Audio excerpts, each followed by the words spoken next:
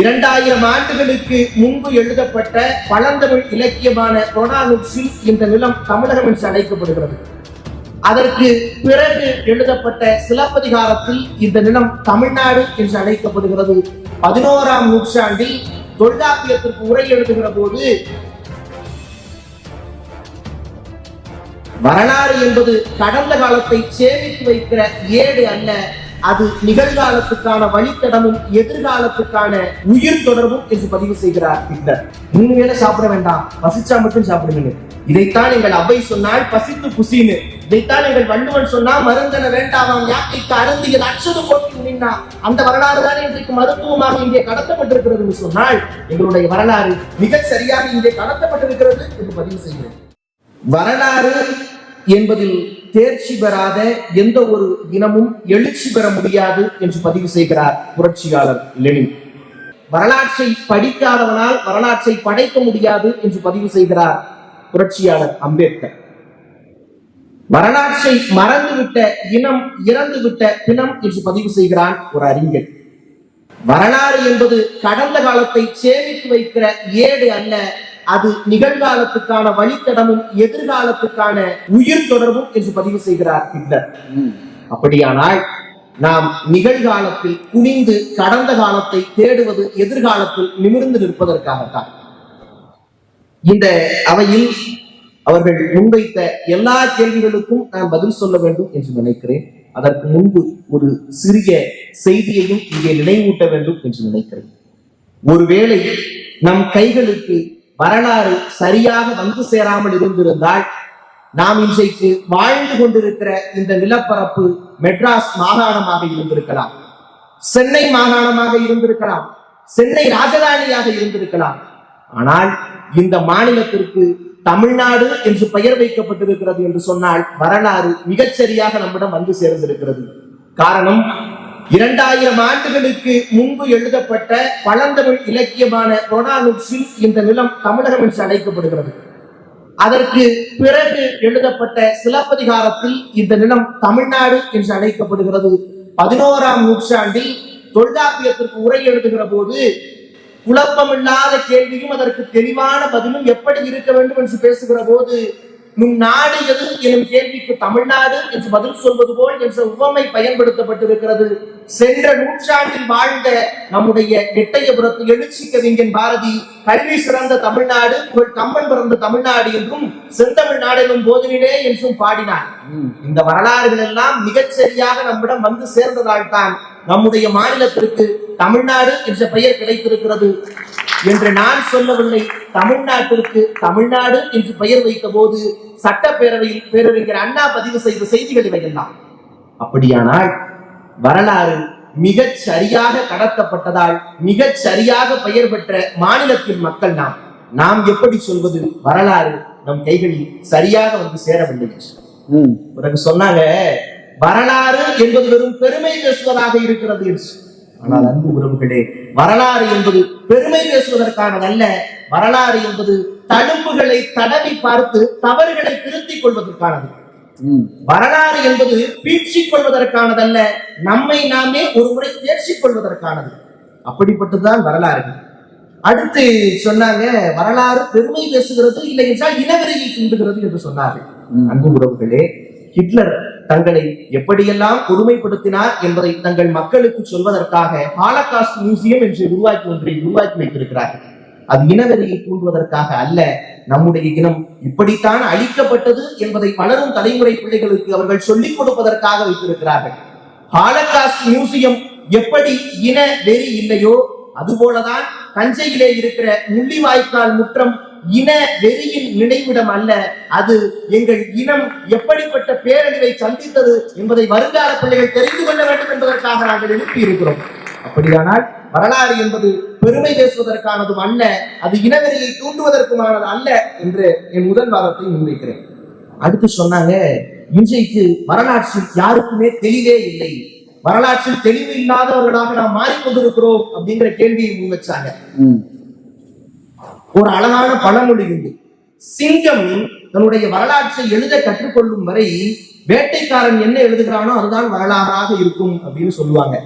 அப்ப இந்தியாவினுடைய வரலாறு பெரும்பாலும் ஆங்கிலேயர் எழுதியாக இருந்தது.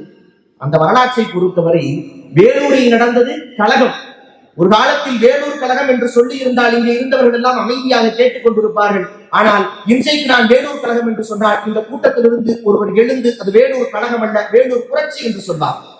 ஒரு காலத்தில் இந்தியாவில் நடந்த முதல் சுதந்திர போராட்டம் எது என்று கேட்டால் மங்கள் பாண்டே முன்னெடுத்த போராட்டம் என்று மேடையில் சொல்லும் போது எல்லோரும் அமைதியாக கைதட்டி கேட்டுக் கொண்டிருப்பார்கள். ஆனால் இன்றைக்கு மங்கள் பாண்டே தான் முதல் சுதந்திர போராட்ட வீரன் என்று நான் சொன்னால் கூட்டத்திலிருந்து ஒருவர் எழுந்து இல்லை இல்லை, அதற்கு முன்பே ஒரு மர தமிழ் மகன் இருந்தான், நெற்கட்டான் சேவல் என்று அவன் ஊருக்கு எப்படி பேர் வந்தது தெரியுமா? உனக்கு ஒரு நெல்மணி கூட கட்ட மாட்டேன் என்று ஆங்கிலேயரிடம் சொன்னதால் அவன் ஊருக்கு நெற்கட்டான் சேவல் என்று பெயர் வந்தது. முதல் சுதந்திர போராட்ட வீரன் பூலித்தேவன் என்று கூட்டத்திலிருந்து எழுந்து ஒருத்தர் சொல்லுவார். இந்தியாவின் அடையாளம், இந்தியாவின் ஞானிகளில் எல்லாம் ஆகச்சிறந்த விவேகானந்தர் என்று ஒரு காலத்தில் சொல்லி இருந்தார். எல்லோரும் கைதட்டி இருப்பார்கள். ஆனால் இன்றைக்கு கூட்டத்தில் எழுந்து ஒருத்தர் சொல்லுவாரு, இந்தியாவின் ஆகச்சிறந்த அறிஞர் ஞானி விவேகானந்தர் என்பதில் எங்களுக்கு மாற்று கருத்தில்லை, ஆனால் வள்ளலார் ஒருபோதும் அவருக்கு சற்றும் குறைந்தவர் என்று கூட்டத்திலிருந்து ஒருத்தர் சொல்லுவார். இந்தியாவின் வீரப்பெண் அரசு யாருன்னு கேட்டால் ஒரு காலத்தில் ஜான்சி ராணி என்று சொன்னார்கள். ஆனால் இன்றைக்கு என் தமிழ் இளம் பிள்ளைகளின் உறவுகள் சொல்லுகிறார்கள், இந்தியாவில் ஜான்சி ராணியும் ஒரு ஆகச்சிறந்த வீர பெண்மணிதான். ஆனால் ஆங்கிலேயர்களிடம் இழந்த நிலத்தை மீட்ட ஒரே பெண்மணி எங்கள் வேலுநாச்சியார் என்று சொல்வதற்கு இன்றைக்கு தமிழ்நாட்டில் ஆள் இருக்கிறார்கள் என்றால் வரலாறு மிக சரியாக எங்கள் கைகளில் வந்து சேர்ந்திருக்கிறது என்று நாங்கள் நம்புகிறோம். அடுத்து சொன்னாங்க, விவசாயம் சரியாக வந்து சேரல. விவசாயம் சரியாக வந்து சேராமலா நமக்கு ஐயா நம்மாழ்வார் கிடைத்தார்? விவசாயம் சரியா வந்து சேராமலா நமக்கு ஒரு MS சுவாமிநாதன் கிடைத்தார்? விவசாயம் சரியாக வந்து சேராமல் இருந்திருந்தால் இந்தியாவுக்கு டிராக்டர் வாங்கலாம் என்று சொன்ன போது டிராக்டர் வாங்குங்கள் சரிதான், ஆனால் டிராக்டர் சாணம் போடுமா என்று கேட்ட JC குமரப்பாவும் இது போன்ற விவசாய வேளாண் விஞ்ஞானிகளை இந்திய நிலத்திற்கு தமிழகம் தந்திருக்கிறது என்று சொன்னால் இந்தியர்களுடைய தமிழர்களுடைய விவசாயம் சார்ந்த அறிவியல் வரலாறு கடத்த இருக்கிறது என்பதுதான் மறுக்க முடியாத உண்மை. அடுத்து சொன்னாங்க, உணவு முறையில மாற்றம் வந்துருச்சு அப்படின்னு. ஒன்றை நான் பதிவு செய்ய விரும்புகிறேன். நாங்கள் ருசிக்காக வெளிநாட்டு உணவுகளை சாப்பிடுகிறோம், ஆனால் 3 வேளை பசிக்காக அவிழ்ந்த உணவுகளையும் தமிழ்நாட்டு உணவுகளையும் தான் சாப்பிட்டுக் கொண்டிருக்கிறோம். நம்ம என்ன வாழ்க்கை முழுக்கவா வெளிநாட்டு உணவுகளை ஃபாஸ்ட் ஃபுட்டையும் சாப்பிட்டு இருக்கிறோம்? இல்ல, ருசிக்காகத்தான் நாங்கள் சாப்பிடுகிறோம். எந்த ஒரு புதுமையையும் ஏற்றுக்கொள்ள மாட்டேன்னு எந்த இனமும் சொல்ல முடியாது. அப்படி வருகிற புதுமைகள் தான் ஃபாஸ்ட் ஃபுட். நாங்க முழுமையாக அதற்காக மாறிவிடவில்லை. இன்னும் சொன்னாங்க, கூழ் குடிக்கிறேன்னா அசிங்கம், தமிழ் மரபுல சாப்பிட்டேன்னா அசிங்கம். இன்னைக்கு யார் சொன்னா அசிங்கம்னு? இன்னைக்கு எது தெரியுமா பெருமை? 2 வயதானவர்கள் இருந்தாங்கன்னா எது பெருமை தெரியுமா? சார் நான் காலையில எந்திரிச்சு எப்போ ஒரு 6 மணிக்கு வாக்கிங் போயிடுறது, போயிட்டு அங்கே கூழ் விற்பாங்க சார், 1 டம்ளர் வாங்கி குடிச்சா தான் இன்னைக்கு நாளே சூப்பரா இருக்கும்.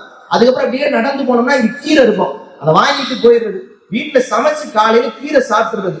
அதுக்கப்புறம் கடைக்கெல்லாம் போனா அந்த ஜீனி போட்டு குடிக்கிறது அது நமக்கு ஒத்துக்கிறது இல்லை. இப்பெல்லாம் நாட்டு சக்கரை தான் போட்டு சாப்பிடுறது. இப்படி சொல்வதுதான் இன்றைக்கு தமிழ்நாட்டின் மிகப்பெரிய பெருமையாக இருக்கிறது. இன்னும் சில மருத்துவர்கள் சொல்றாங்க, 3 வேளை சாப்பிட வேண்டாம், பசிச்சா மட்டும் சாப்பிடுங்க. இதைத்தான் எங்கள் அவை சொன்னால் பசித்து புசின்னு. இதைத்தான் எங்கள் வள்ளுவன் சொன்னா மருந்தன வேண்டாமாம் யாக்கைக்கு அருந்தியது அச்சது போட்டி உண்ணினா. அந்த வரலாறு தான் இன்றைக்கு மருத்துவமாக இங்கே கடத்தப்பட்டிருக்கிறது என்று சொன்னால் எங்களுடைய வரலாறு மிக சரியாக இங்கே கடத்தப்பட்டிருக்கிறது என்று பதிவு செய்கிறேன். அதற்கு பிறகு ஆணவ கொலையை பற்றி சொன்னாங்க. ஒரு மொழியினுடைய உச்சரிப்பு எப்படி ஒரு தனிப்பட்ட மனிதனை சார்ந்ததோ அது போல ஆணவ கொலை என்பதும் தனிப்பட்ட மனிதனை சார்ந்ததுதான். ஏன் தங்களுடைய காதலித்த குழந்தைகளை சேர்த்து வைத்து திருமணம் முடிக்கிற பெற்றோர்கள் இல்லையா? நீங்கள் ஆணவ கொலை செய்கிற 5 பேரை காட்டினால் தங்கள் குழந்தைகளின் காதலை ஆதரிக்கிற 5000 பேரை நான் இந்த மண்ணில் காட்ட முடியும். அப்படியானால் ஆணவ கொலை என்பது ஒரு இனம் சார்ந்தது அல்ல என் அன்பு உறவுகளே, அது தனிப்பட்ட மனிதனுடைய குணம் சார்ந்தது அப்படிங்கிறதை நாம் உணர்ந்து கொள்ள வேண்டும். அதற்கு பிறகு சொன்னாங்க, கலை வடிவம் இன்னைக்கு அழிஞ்சு போச்சு அப்படின்னாங்க. கலை வடிவம் அழிந்து போனதாலா? மாணிக்க வாசகர் என்றைக்கோ சொன்ன திருச்சாளர் இந்த மேடையில் அரங்கேறி கொண்டிருக்கிறது. நீ இப்படி பேசலாமா இந்த திருச்சாளர் பேசுறவங்க? அப்ப இந்த கேள்விக்கு இதை பதிலாக வைக்கிறேன். அதற்கு பிறகு நம்முடைய எந்த வரலாறும் உலக மக்களால் ஏற்றுக்கொள்ளப்படவில்லை அப்படிங்கிறாங்க. மற்ற வாதத்திற்கெல்லாம் நான் பதில் சொன்னேன், ஆனால் நீங்கள் கோபித்துக் கொள்ளக்கூடாது. இந்த வாதத்திற்கு நான் எதிர்ப்பு தெரிவிக்கிறேன் என்றுதான் சொல்ல வேண்டும். உலக அரங்கில் நம்முடைய வரலாறு ஏற்றுக்கொள்ளப்படவில்லை என்ற வாதம் சரியானது அல்ல. காரணம், நாம் தான் சொல்லிக் கொண்டிருந்தோம் பாரத நாடு பைந்தமிழர் நாடு என்று. வடாது பணிபடி இமயத்தின் வடக்கும் தெனாது உருகடு குமரியின் தெற்கும் தமிழர்களின் பகுதி என்று சொல்லிக் கொண்டிருந்தோம். இதை உலக நாடுகளும் அறிஞர்களும் ஏற்றுக்கொண்டார்களா என்றால் ஆம், ஏற்றுக்கொண்டார்கள். அதனால் தான் அண்ணல் அம்பேத்கர் பதிவு செய்கிறார், இந்த இந்திய திருநாட்டை என்னுடைய நாடு என்று சொந்தம் கொண்டாடுவதற்கு ஒரு இனத்திற்கு உரிமை இருக்கிறது என்று சொன்னால் அந்த இனம் தமிழ் இனமாக மட்டுமே இருக்க முடியும். நாம் சொல்லுகிறோம் ஈழத்திற்கு சேரன் தீவுன்னு பேர் இருந்தது, பூர்வகுடி தமிழ்னு. இதை உலக அரங்கம் ஏற்றுக்கொண்டதானா? ஆம், ஏற்றுக்கொண்டது. அதனால் தான் ஈழ விவகாரத்தை பற்றி பேசுகிற போது இரும்பு பெண்மணி இந்திரா காந்தி பதிவு செய்தார், ஈழத்தினுடைய பூர்வகுடிகள் தமிழ் குடிகள் என்று. அண்மையில தந்தி தொலைக்காட்சியில வந்த ஒரு நிகழ்ச்சி, அவருடைய பெயர் எனக்கு சரியா தெரியல, மன்னிக்கணும். அவர் பதிவு செய்கிறார், தமிழ் நாகரிகம் என்பது 5000 10,000 ஆண்டுகளுக்கு பழமையானது இல்லையா. இங்கு கிடைத்திருக்கிற படிமங்களை ஆராய்ச்சி செய்து பார்த்ததன்படி 17 லட்சம் ஆண்டுகளுக்கு பழமையானது தமிழ் நாகரிகம். உலகத்தில் இருக்கிறவர்கள் எல்லாம் தமிழ்நாட்டை நோக்கி வரப்போகிறார்கள். காரணம், உலகத்தோரின் வரலாறுகளை எல்லாம் தேட வேண்டும் என்றால் தமிழ்நாட்டில் தான் தேட வேண்டும். காரணம், முதல் மனிதன் தமிழர் என்று பதிவு செய்திருக்கிறார் என்று சொன்னால் உலக அரங்கம் கொண்டாடவில்லை. உலக அரங்கம் நம்மை உற்று நோக்கி கொண்டிருக்கிறது, நம்முடைய பண்பாட்டையும் நம்முடைய வரலாற்றையும் என்று பதிவு செய்கிறேன். நிறைவாக அவங்க சொன்னாங்க, தமிழர்கள் எவ்வளவு மோசமானவன் தெரியுமா? புள்ளங்க பிறந்த புள்ள, பச்சை புள்ள செத்து போய் பிறந்த அது தப்பா வெட்டி புதைச்சிருக்கான், எவ்வளவு மோசமானவன். அன்பு உறவுகளே அப்படின்னு சொன்னாங்க. நான் சொல்லுகிறேன், எங்கள் தமிழர்கள் இறந்த குழந்தையை வெட்டி புதைத்தார்கள் உண்மைதான். ஆனால் உயிரோடு இருக்கிற குழந்தை எதிரியின் குழந்தையாக இருந்தால் கூட அதை கொல்லக்கூடாது என்பதற்காகத்தான் போரில் ஒரு நெறியை வைத்தார்கள். பெண்கள், ஆணிரைகள், குழந்தைகள் இவர்களை எல்லாம் வெளியே அனுப்பிவிட்டுத்தான் போர் செய்ய வேண்டும் என்கிற மரபை இந்த உலகத்திற்கு சொல்லிக் கொடுத்த இனம் தமிழ் இனம். உடனே அவங்க கேட்பாங்க, இதெல்லாம் சொல்லி கொடுத்தீங்க, சரி இன்னைக்கு அது நடைமுறையில் இருக்கா அப்படின்னு கேட்பாங்க. ஆம், இருக்கிறது. ஈழத்தில் போர் நடந்தது. அப்ப சிங்கள அரசு என்ன செய்தது? தமிழர்கள் மீது தாக்குதல் நடத்தியது. அப்ப தமிழர்கள் படிக்கிற பள்ளிக்கூடங்கள்ல பள்ளிகளின், அதான் பாவிஜி அழகா சொல்வாரு, பள்ளிகளின் மீது பாஸ்பரஸ் குண்டுகளும் வீடுகளின் மீது விமான கிளைகளும் விழுந்ததுன்னு சொல்லுவாங்க. அப்படி அவர்கள் எரிந்த போது தமிழீழ வீரர்கள் நினைத்திருந்தால் சிங்கள பிள்ளைகள் படிக்கிற பள்ளிக்கூடத்தின் மீது பாஸ்பரஸ் குண்டுகள் போட்டிருக்க முடியாதா? சிங்களர்கள் வாழுகிற பகுதியில் விமான தாக்குதல் நடத்தி இருக்க முடியாதா? ஆனாலும் கூட தமிழர்கள் ஒரு முறை கூட அப்படி செய்யவே இல்லை. காரணம், போர் என்று வந்தால் கூட அதில் மரபோடு போர் செய்த இனம் தமிழ் இனம். அப்படியானால் இன்றைக்கு மிகச் சரியாக நம்முடைய வரலாறு நம்முடைய கைகளில் கையளிக்கப்பட்டிருக்கிறது என்று சொல்லி, அன்பு உறவுகளே, வேரை இழந்த மரமும் வரலாற்றை மறந்த இனமும் இந்த மண்ணில் வாழ்ந்ததாக சரித்திரமே இல்லை. அதனால் இதற்கு முன் நாம் வரலாறு கைகளில் கிடைத்ததால் சிறப்பாக வாழ்ந்தோம். இனியேனும் நாம் இதே போல் வாழ வேண்டும் என்று சொன்னால் வரலாறுகளை படிப்போம். நன்றி, வணக்கம். பலத்த கைத்தட்டல் அவருடைய பேச்சுக்காக வழங்கலாம். நான் உங்களோடு சேர்ந்து பார்த்ததிலே திருச்சாழனுடைய மையத்தலைப்பிலே முதல் தலைப்பாக மொழி வந்து சேர்ந்ததா சேரவில்லையா என்பதிலே வந்து சேர்ந்தது என்று ரொம்ப அழுத்தமாகவும் சேரவில்லை என்பது கொஞ்சம் அவர்கள் அழுத்தம் குறைவாகவும் இருந்ததை பார்ப்போம். இரண்டாவதாக வரலாறு என்று வருகிற போது கேள்வி கொஞ்சம் அழுத்தம் இல்லை என்றாலும் கேள்வி கேட்டவரையே ஒரு அழுத்தி பதில் சொல்லிவிட்டு நாராயணகோவிந்தன் போய் உட்கார்ந்திருக்கிறார். ஏன்னா மறுத்துதான் பேசணும், அவர் கொஞ்சம் உக்கிரமாயி எதிர்ப்பெல்லாம் தெரிவித்து பேசியிருக்கார். ஏன்னா நாங்கள் எல்லாம் பேச்சாளர்கள், அவர் எதிர்கால அரசியல் பேச்சாளர், அதனால் அவருக்கு அந்த குணம் இப்போதே வந்துவிட்டது. சீறி பேசுவார், ரொம்ப அழகாக நிறைய விஷயங்களை முன்வைத்தார். அவருக்கு நம்முடைய வாழ்த்துக்கள். ஆனா இதுல இன்னொன்னு சொல்லிட்டு அடுத்துக்கு போயிடலாம். ஏன்னா அவங்க ரொம்ப அழகா பேசினாங்க. அது வரலாறு வந்து சேரலன்றது பேசுறது ரொம்ப சிரமம். அதை அவர் ரொம்ப கஷ்டப்பட்டு அதை அவங்க முன் வச்சு பேசினாங்க. அதுக்கு ஒரு பெரிய வாழ்த்து. அதுல என்னன்னா, நம்ம பேச்சாளருக்கு ஒரு என்னன்னா, நம்ம அணியை வலு சேர்க்கணும்னா எந்த சிலபஸாவது உள்ள போட்டு பேசிடுறோம். அப்போ சொன்னாங்க பாருங்க. ஆனா உண்மை என்ன, வரலாறு வரலாறுன்னு பெருமையே பேசிட்டு இருக்கீங்க. பெருமை பேசுறது வரலாறா? திருச்சாளுக்குள்ள வரல, ஒரு தனிப்பட்ட நபராக சொல்லுகிறேன். ஆமாம், பெருமை பேசுவதை போலத்தான் எங்கள் தமிழின வரலாறு இருக்கிறது, அதனால் பெருமை தான் பேசுவோம். சார், நான் யோசிச்சு பாக்குறேன், ஒரு தீர்ப்பை தப்பா சொல்லிட்டேன் அப்படின்னா அவன் நினைச்சிருந்தானா தப்பா எடுத்துக்காதமா, உனக்கு ஒரு 4 காணி இடம் தரேன், இருந்து இங்கே இருந்து பார்த்து கையில் ஒரு 4 சிலம்பு எக்ஸ்ட்ரா கொடுக்குறேன்னு சொல்லி அவன் போயிருக்காங்க. எந்த தீர்ப்பை தவறாக சொன்னனோ, இனிமேல் நான் இந்த அரியணையில் உயிரோடு இருக்கக்கூடாது என்று வளைந்த செங்கோலை தன் உயிரை கொடுத்து நிமிர்த்திய ஒரு அரசன் இந்த மண்ணில் இருக்கிறான் என்றால் அது எங்களுக்கு பெருமைதான். அறுத்து புதைக்கிறதுன்னு சொன்னாங்க பாருங்க, அது நீங்க நினைக்கிற அளவுக்கு ரொம்ப மோசமானதெல்லாம் இல்லை. ரொம்ப அழகா கலைஞர் அந்த பாட்டை ஒரு அழகா எழுதியிருப்பாரு. குழந்தை ஒன்று இறந்து பிறப்பினும் சதை பிண்டம் ஒன்று பிறந்து தொலைப்பினும் மூப்பு கொண்டு மடிந்திரினும் முடிவில் நோய் கண்டு முடிந்திரினும் போரில் கலந்து விழுப்பெண் பெற்று மானமிகு வீரன் மாண்டிடாத பழி துடைப்பதற்காக வாள் கொண்டு உடலில் கீறி வாய்ப்புகள் வாழ்வியல் சேர்த்த பின்பு உடல் அடக்கம் செய்திடும் மடலேறுகால் மலிந்திடும் மான மரபு தமிழர் மரபு அப்படின்னு. அது என்ன தெரியுமா, குழந்தைய கீறி புதைச்சுட்டாங்க இல்ல, அது என்ன சொல்ல வந்தது தெரியுமா? எங்கள் மண்ணில் ஒரு குழந்தை பிறந்து இறந்தாலும் இறந்தே பிறந்தாலும் கூட நீ போரிலே கலந்து விழுப்பம் இல்லாமல் இந்த மண்ணில் நீ புதையக்கூடாது என்று வாளிலே மார்பில் கீறி விட்டு புதைக்கிற பெருமை எங்களுக்கு பெருமைதான். அப்புறம் என்னன்னு சொன்னாங்க, அதையும் நம்ம பார்க்கணும். என்ன பெருமையை மட்டுமே பேசிச்சு கிடையாது. பெருமாநாட்டு படை சிறுமாநாட்டு படையெல்லாம் பாத்தீங்கன்னா பரிசில் பெற போறவன் மன்னரை புகழறவன் புகழதானே செய்யணும்.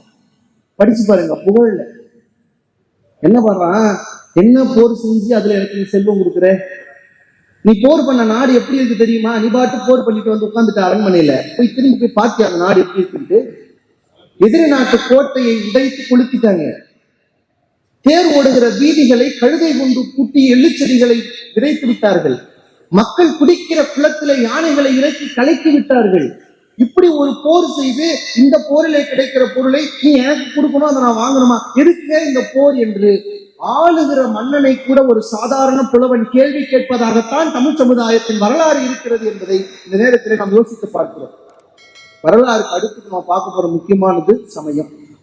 சில சமயங்களில் சமயம் பற்றி பேசுவது சில சமயத்தில் நமக்கு சரிப்பட்டு வருவதில்லை, கொஞ்சம் காம்ப்ளிகேட்டடான ஒரு விஷயம். ஆனா சமயத்தை பற்றி ஒரு சின்ன புரிதலை உங்களுக்கு சொல்லி விடுகிறேன்.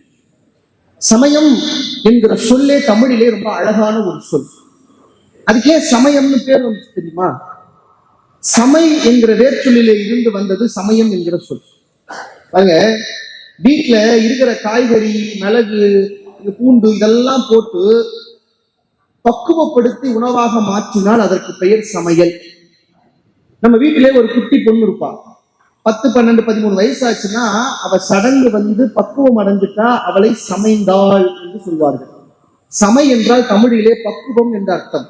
உணவை பக்குவப்படுத்தினால் அது சமையல். ஒரு பெண் பக்குவம் அடைந்தால் அவள் சமைந்தாள். ஒரு மனிதன் ஆன்மீகத்தால் தன்னை பக்குவப்படுத்திக் கொள்வதற்கு காரணமாக இருப்பதால் சமயம் என்கிற சொல்லை தமிழ் இந்த மண்ணுக்கு கொடுத்தது. இந்த சமயம் இன்றைக்கு எப்படி வந்து சேர்ந்திருக்கிறது என்கிற ஒரு காரசாரமானதாக நான் பார்க்கிறேன். ஏன்னா சமயத்தின் மீது கேள்வி கேட்பது நமக்கு நிறைய சிக்கல்கள் இருக்கிறது. அவ்வளவு சீக்கிரம் கேட்க முடியவில்லை. அருட்ஜோதி ஆண்டவரை நம் முன்னால் கொண்டு வந்து நிறுத்தி அருட்ஜோதி தெய்வம் என்னை ஆண்டு கொண்ட தெய்வம் என்று பாடிய இதே மண்ணில் தான் வெள்ளிக்கிழமை 5 ரூபாய்க்கு ஒரு நெய் தீபம் வாங்கி துர்க்கையம்மன் மூஞ்சில் சுடுற மாதிரி காமிச்சா பிரார்த்தனைலாம் நிறைவேறும் நினைக்கிறதும் இந்த நாட்டில். சமயம் எப்படி வந்து நம்மிடம் சேர்ந்திருக்கிறது? ஏன்னா தமிழர்கள் சமயம் கொஞ்சம் வித்தியாசமானது. அது உலகத்தின் மற்ற சமயங்களைப் போல வெறும் கடவுளை மட்டுமே மையப்படுத்தியதல்ல. எங்கள் தமிழிலே சமயம் என்பது மெய்யியலையும் சேர்த்து பேசப்பட்டது, வாழப்பட்டது. அதனால அது கொஞ்சம் வித்தியாசமானது. அந்த சமயத்தை இல்லை வந்து சேரவில்லை என்று பேசுவதற்காக மிக தைரியமாக வந்திருக்கிறார் கார்த்திக் ராஜா. சமயம் போதே நீங்க அவரை உங்களுக்கு நினைவு வரும். தமிழ் பேச்சு எங்கள் மூச்சிலே திருவாசகத்தை பற்றி பேசினார். அதை பார்க்கிற போது எனக்கு என்ன தோன்றியது, திருவாசகத்தை எழுதியதை கேட்பதற்காகவே சிவபெருமான் வந்து உட்கார்ந்து எழுதியதை போல ஒருவேளை எதிர்காலத்தில் இவர் பேச்சை கேட்பதற்காகவே மீண்டும் சிவபெருமான் இறங்கி வந்து திருவாசகத்தை பேசு என்று சொல்லலாம். அப்படி ஒரு அற்புதமான பேச்சை சொன்னவர். சமயம் வந்து சேரவில்லை என்று பேச வருகிறார். ஒரு பெரிய கைத்தட்டலே கொடுத்து அவரை நாம் வரவேற்கிறோம்.